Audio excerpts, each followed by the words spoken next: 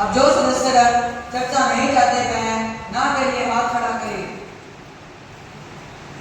ना कहने वालों का बहुमत है, ना कहने वालों का बहुमत है, ना कहने वालों का बहुमत है। काम का प्रस्ताव अस्वीकार किया जाता है। आदरणीय सभासद, अब सभी आवश्यक दस्तावेज सदन के पटल पर रखे जाए। महिला एवं बाल विकास समिति की वार्षिक रिपोर्ट सदन के पटल पर रखी जाए। रिपोर्ट सदन के पटल पर रखी जाए।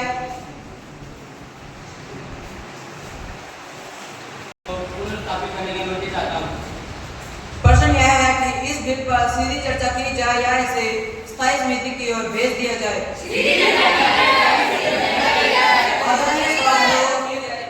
इस बिल पर सीधी चर्चा की अनुमति दी जाती है।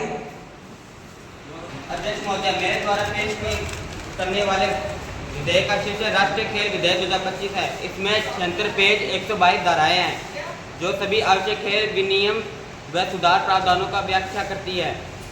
यह शक्तिशाली क्रिकेट बोर्ड सहित सभी खेल के महासंघों की निगरानी, विवाद समाधान और चुनाव के नए निकाय की व्यवस्था करता है। इसकी कुछ धाराएं मैं सदन को बताना चाहता हूँ। धारा 1, खेलों के राष्ट्रीय व राज्य संघों द्वारा नियमों को दोबारा स्थापित करना व उनका पंजीकरण करना। खिलाड़ियों के अधिकार, उनके चयन व अनुशासित संबंध प्रावधान। धारा 3, सरकार की तरफ से राष्ट्रीय खेलों के लिए वित्तीय सहायता और खिलाड़ियों को प्रोत्साहन राशि। बाकी सभी धाराएं भी आप विधेयक में पढ़ सकते हैं। मान्यवर, आपके माध्यम से सदन को बताना चाहता हूं कि विधेयक का उद्देश्य खेलों में चयन प्रक्रिया, अनुशासन और अन्य प्रशासनिक कार्यों में पारदर्शिता लाना है। विधेयक में महिला खिलाड़ियों का विषय ध्यान रखा गया है ताकि उन्हें भी समान अवसर मिले, उनको विशेष योजनाओं का लाभ मिले। अध्यक्ष महोदय, मैं विधेयक भारतीय खेलों की गुणवत्ता सुधारने का व्यापक मार्गदर्शन प्रदान करता है। खेलों में भी सरकार राष्ट्रीय हित के नाम से राजनीतिक फैसले ले सकती है। खेल संघों की स्वतंत्र संस्कृति, निर्णय क्षमता सरकारी नियुक्तियों से प्रभावित होगी। मंत्री जी द्वारा पेश विधेयक में हमें कुछ निम्न आपत्तियां हैं। इस विधेयक द्वारा सभी खेल संगठनों में प्रशासन में व चुनाव में सरकार की भूमिका बढ़ सकती है। विधेयक पूर्ण रूप से असंवैधानिक लग रहा है क्योंकि खेल एक राज्य सूची विषय है, न कि केंद्र सूची का। विधेयक के अनुसार प्रशासनिक भ्रष्टाचार होगा क्योंकि खेल संग्रह में प्रमुख राजनीतिक पृष्ठभूमि से आएंगे, न कि खेल अनुभव से। इससे खेल प्रशासन की गुणवत्ता और पारदर्शिता भंग होगी। अध्यक्ष महोदय, मैं विपक्षी सांसद द्वारा उठाए गए बिंदुओं की सराहना करता हूं, परंतु इस सदन के माध्यम से कुछ स्पष्ट करना चाहता हूं। पहला, सरकार की भूमिका बढ़ने का आरोप। यह सही है कि विधेयक के माध्यम से कुछ हद तक सरकार की भागीदारी बढ़ाई जा रही है, परंतु क्षेत्र के लिए नहीं बल्कि पारदर्शिता, जवाबदेही और खिलाड़ियों के हितों की रक्षा के लिए। सरकार की भूमिका एक रेगुलेटर और मार्गदर्शक के रूप में होगी, न कि संचालक के रूप में।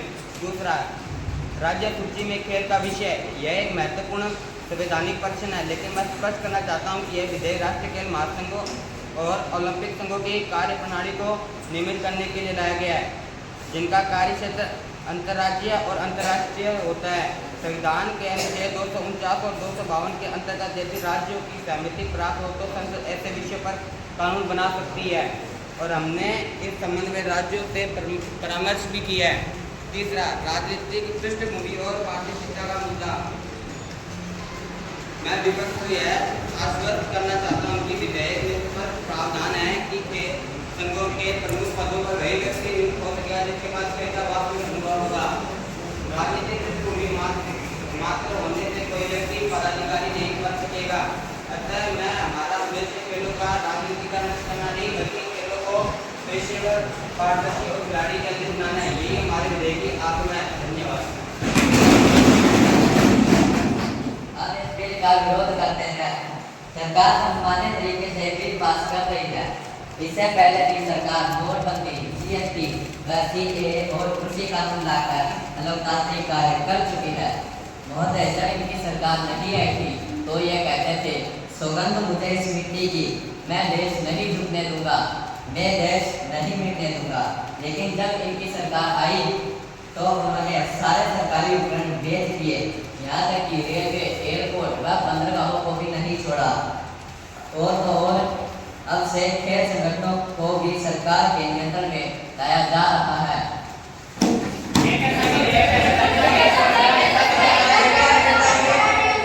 कृपया शांत रहिए। कृपया सदन की कार्यवाही चलने दीजिए। कृपया शांत रहिए। और जो ये बच्चों को शासन की जो चीज होती है वो यही होती है, इसी से आप प्यार होकर के आप संसद में कभी न कभी जाओगे। और मैं आशा करता हूँ आप कभी संसद में जरूर पहुँचोगे, इसी आशा के साथ जय हिंद।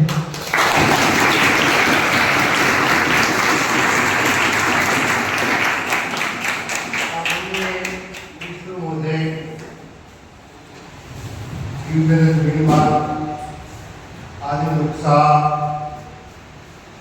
आदरणीय सभा के जी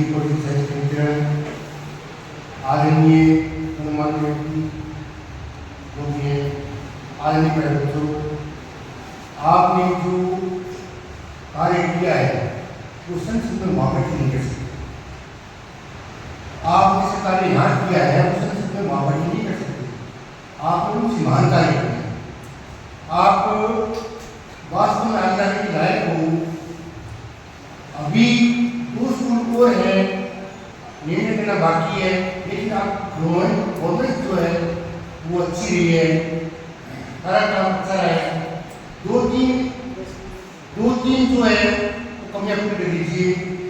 एक तो आप सब संदेश दिखाया टेक्नोलॉजी का तो लंबा होता है, उसकी जगह आप जहाज का सिस्टम जो हुआ था गुजरात में, मुझे पानी वो जो धार्मिक उत्सव की मांगी थी उनका थोड़ा ध्यान दीजिए, ठीक है ना, उनके बारे में बता दीजिए।